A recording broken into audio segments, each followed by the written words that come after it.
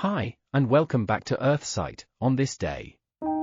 Today, we're diving deep into July 4th, a date synonymous with fireworks and freedom in the US. Get ready for a journey back in time to when the US gained its independence from Britain. On the 22nd of March, 1765, Britain began the stamp tax in America, which taxes any official document, newspapers, and playing cards. The controversial tax was introduced to raise the money towards the 10,000 troops placed on the American frontier to defend and protect the colonies. The 7 Years' War, 1756 to 1763, under the French and Indian War, 1754 to 1763, had only ended and tension still ran high between the United Kingdom and France. Other taxes in Britain's colonies had been introduced by their elected representatives, but this tax had been introduced directly from Britain and not approved by an American legislator.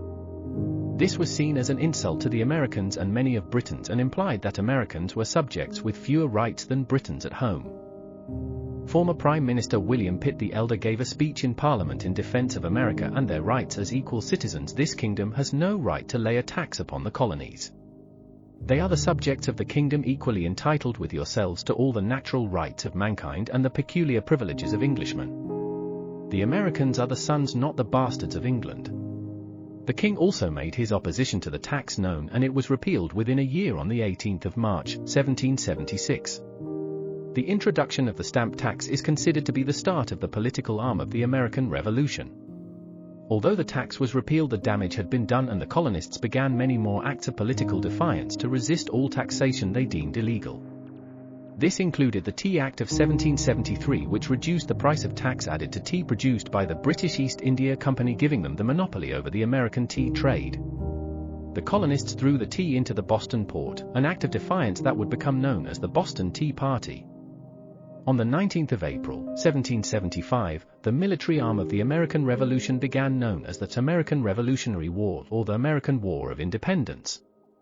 A Continental Congress was formed and chose a committee to create a Declaration of Independence, and on the 4th of July, 1776, the Declaration was adopted by 12 colonies of the 13 original colonies of the United States of America.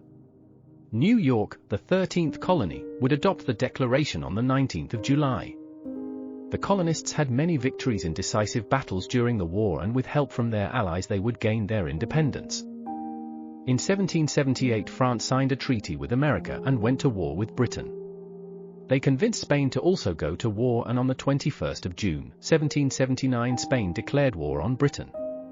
Like France, Spain also had a grudge to bear against the United Kingdom, both having lost much territory in the 7 Years' War.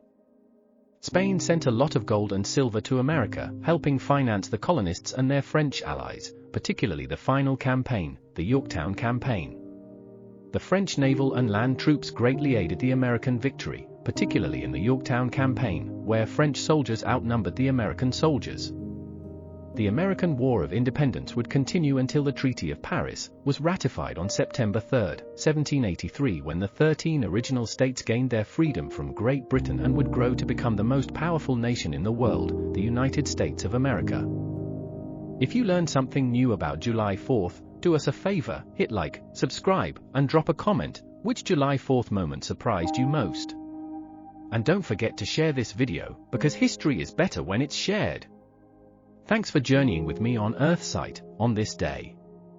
Join us tomorrow as we uncover even more amazing stories, one date at a time.